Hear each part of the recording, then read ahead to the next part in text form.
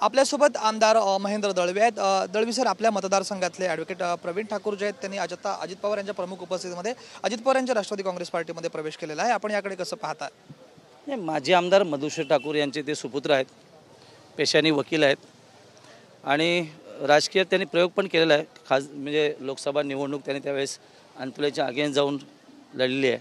हा सगळा या त्याच्यामुळे त्यांच्याकडे त्या पद्धतीने लोक बघतायत। आज घरामध्ये माजी आमदार मधुसूर ठाकूरचे सुपुत्र असताना घरात देखील आपण बघितलं, आपण एक कुठल्या पक्षामध्ये, एक दुसऱ्या पक्षामध्ये, तिसऱ्या पक्षामध्ये, अशा परिस्थितीमध्ये ते राष्ट्रमध्ये गेलं काय फरक पडणार नाही, आम्ही त्या दृष्टीने बघतच नाही आहोत। एकीकडे आपण जर पाहिलं तर आपले राज्य प्रवक्ते राजीव साबळे देखील राष्ट्रवादी काँग्रेस पार्टीमध्ये गेलेले आहेत आणि त्यानंतर आता हा पक्ष प्रवेश, आणि त्याच्या आधी आपण जर पाहिलं तर आपले जे महेंद्र दळवी यांचे विरोधक जे लढले निवडणुकीला, त्यांना जिल्हाध्यक्षपद दिलेलं आहे। एकंदरीत या राजकीय खळीकडे आपण एक आमदार म्हणून कसं पाहता? नाही ना, प्रत्येकाला आपला पक्ष वाढवण्याचं ही संधी निश्चित आहे। स्वायत्त म्हणजे जिल्हा परिषद, नगरपालिका, पंचायत समिती निवडणूक येतात, तर प्रत्येक पक्षाचा नेता किंवा त्याचे कार्यकर्ते हे पक्ष वाढवण्याचा प्रयत्न करतात। त्यातला हा प्रयोग असा आम्ही त्याकडे बघतो। कारण आजचा दिवस आम्ही बघितलं की माणगावमध्ये राजू साबळेंचा प्रवेश झाला, अलिबागमध्ये प्रवीण ठाकूरचा प्रवेश झाला, त्याच्या अगोदर ती माणिकराव जगताप यांच्या सुकन्या त्यांचा प्रवेश झाला। त्यामुळे त्या पद्धतीने सगळं हे आहे।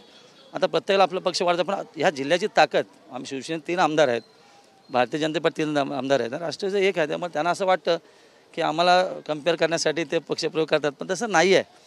कारण एकंदर कामास्वरूपात जे आम्ही काम प्रत्येक विधानसभा मतदारसंघात आम्ही केलं आहे, किंवा जिल्ह्यात केलं आहे, याची लोक आठवण निश्चित ठेवतात आणि त्याप्रमाणे डे टू डे प्रत्येक दिवशी आमच्याकडे प्रवेश चालूच आहेत, पण आम्ही त्याचा प्रोपगंडा कुठे करत नाही आहोत।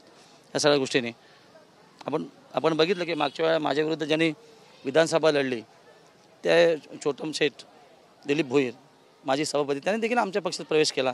जर आमची कामाची पद्धत योग्य आहे म्हणून त्यांनी प्रवेश केला असं माझं व्यक्तिमत निश्चित आहे। त्यामुळे असे प्रवेश होत राहतात आणि त्याच्याकडे त्याच पद्धतीने बघायला लागतं। प्रवीण ठाकूर असे म्हणालेले आहेत की अलिबागचा जो आहे तो विकास झाला नाही आहे, म्हणून मला पक्षप्रवेश करावा लागतो, जेणेकरून निधी आणून अलिबागचा विकास घडून आणू। आता हा प्रश्न त्यांनाच विचारला पाहिजे। त्यांच्या घरात देखील त्यांचे वडील पिताश्री आमदार होते, त्यावेळची ती परिस्थिती करण्याची असेल, पण मागच्या मी आमदार झाल्यानंतर 5 वर्षात जे काय काम केलं ते लोकांना भावलं, पण दुसऱ्यांदा लोकांनी मला आमदार निवडून दिलं विकास कामात जोरावरती। त्यामुळे आमची ताकद या मतदारसंघात कामास्वरूपात देखील आहे आणि जनतेच्या स्वरूपात देखील निश्चित आहे। या जर कमीत कमी त्यांनी आत्मपरीक्षण करावं असं मला वाटतंय। ओसापोटी काही बोलणं कदाचित त्यांना आम्हाला असं वाटतं त्यांना शोभनीय नाही आहे। धन्यवाद। हे होते आमदार महेंद्र दळवे। पुढे जर्नलिस्ट योगेश सावंत सर, राज वैशंपाळ, टीव्ही मराठी, रायगड।